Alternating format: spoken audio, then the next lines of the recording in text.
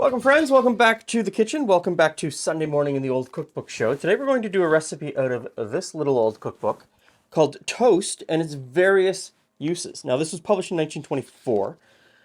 It was published by a bread company, the Kalamazoo Bread Company, and they traded under the name Betsy Ross Bread. This is sort of the moment in this time period.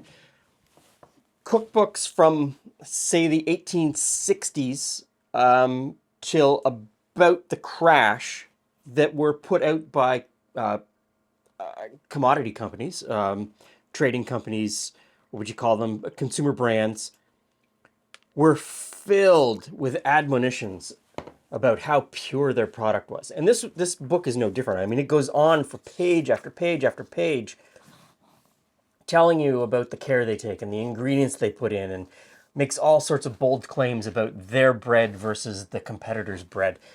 By the time we get to 1924, some of that's dialed back from the hyperbole that we saw up until about 1900. Pre-1900, the hyperbole was just incredible. It got to the point where they maybe didn't say that the competitor's product was going to poison you, but they came right up to the edge to say that their competitor's product was going to poison you. So this book is all about toast, mostly about toast crumbs. So we're baking today with toast crumbs. So in this jug, I'm going to put some toast crumbs. Now, this is one of those recipes, very common in this time period, where the next ingredient, 3/4 of a cup of milk, is not in the ingredient list. You find it in the body. And you saw this for a lot of recipes in this time period. If you were supposed to use water or milk or something to soak another ingredient, it often was not in the ingredient list. So we're supposed to soak the breadcrumbs. So we'll mix that 3/4 of milk in. So always read your recipes very carefully because there can be ingredients hiding somewhere. Next, we need 2 cups of milk. Uh-oh. Uh-oh. There we go. Okay. Got enough. Don't have to do a bag change. And I'm supposed to put this milk in a double boiler. So put this into the top of a double boiler. There we go. Milk back in the fridge. Now I need 2 eggs separated.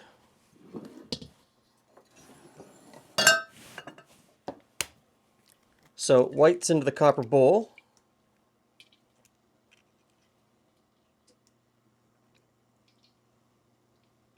And yolks, I'll just put in that cup for now. Second egg yolk. Okay, so I think we're all set up here. The milk hasn't quite scalded yet, so I'm just going to let that go a little bit longer. I'm supposed to melt some chocolate. Now, the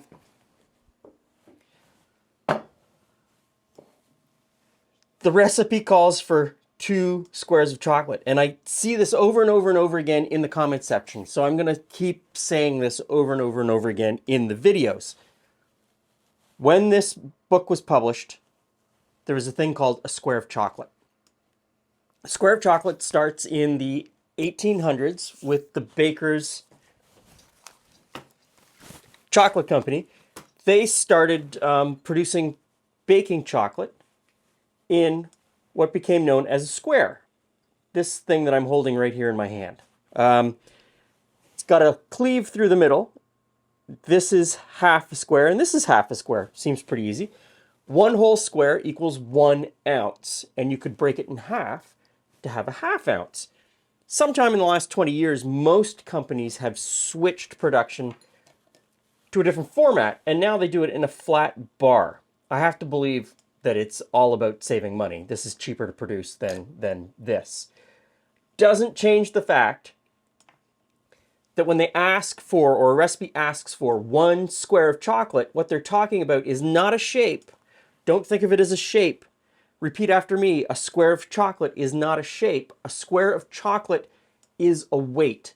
A square of chocolate is 1 ounce. So it doesn't matter what format you're buying it in, you need 1 ounce chocolate when it calls for 1 square. And even on the packaging, every packaging for every company that has changed their packaging, it says right on the packaging how to get to that 1 ounce of chocolate. So,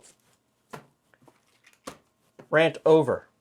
You can still buy these in this format here in Canada anyway. So I've got 2 squares of chocolate, 2 ounces of chocolate. I'm going to put in this cup and I'm going to take it inside and melt it. Okay, chocolate is melted. And I'm going to say the milk is scalded. So, white sugar into the milk and some butter into the milk. And we'll mix those in and get them melted. And in the meantime, I'm going to put a little bit of vanilla in with the 2 egg yolks. And just mix that up. Okay, we're looking good. So let's get stuff in order here. Turn this off. So first we mix the milk, butter, and sugar into the crumbs. Let's also get the chocolate in there. And I'm going to switch to a whisk. Because even though those crumbs were soaked ahead of time, they really soaked up that milk. And I'm going to mix in the eggs at this point too. Or the eggs and vanilla.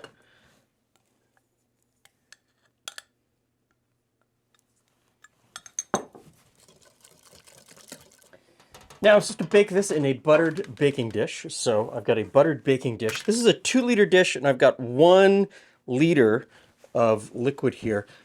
I imagine it might puff up a little bit. I was going to put it in something smaller and then I thought, no, I don't want it to run all over the stove or inside the oven.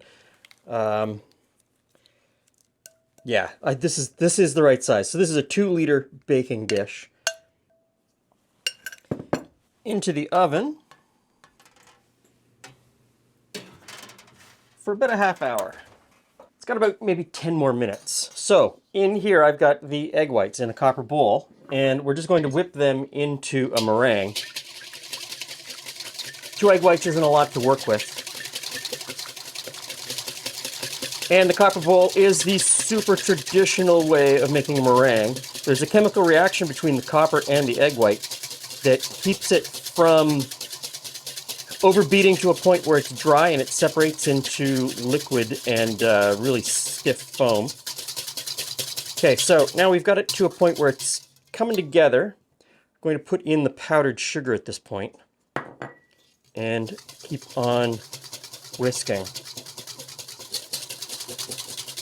I'm also supposed to put in a little bit of vanilla, so a little bit of vanilla. It really doesn't take too long to whip egg whites by hand in a copper bowl. It comes together pretty quickly. Okay, looking good. Now, get the pudding out of the oven. And we spread on the meringue.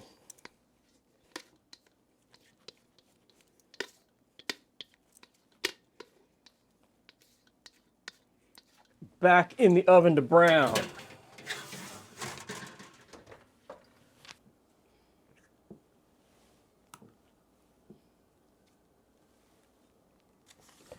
Hey, Glenn. Hey, friends. So, You said something with chocolate pudding. That looks more like, almost like a brownie. Is it like I want to poke it. it's And then is it a spoon or a fork? I think it's probably a fork. Chocolate toast pudding. Does that mean there's toast in it? Or it's for toasting? There's toast in it. Breadcrumbs. Well, there's toasted breadcrumbs. Okay. So some filler, Yeah. make it a little longer. But it has it that would understand the texture then. It's kind of like when you put crackers in things.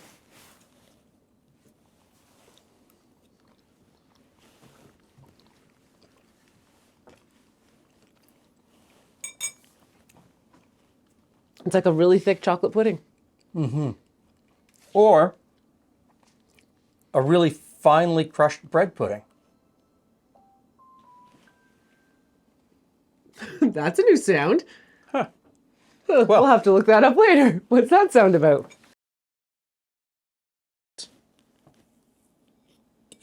In what way? I'm obviously going to go back and have more. Of course you are. Not overly sweet. Hmm. Chocolate's a little bit muted. Oh, you can fix that. Yep. And the texture to me is really weird because of those breadcrumbs. Like, I mean, it's a really fine bread pudding. I mean, it's But really, is that because you were trying to figure out what? Sometimes our problem is not that we dislike the texture; it's that we were expecting something different, and it's a surprise. well, and I don't even know what I was expecting. I really don't know what I was expecting. I will eat it. I don't know if I'd make it again. That's but if it's a texture thing, then who's to say? Yeah. So the jury's out. Tell me if your family makes something like this. It might be better with bigger chunks of bread. Still toasted. It's still like fully dried out. I don't know. Thanks for stopping by. See you again soon.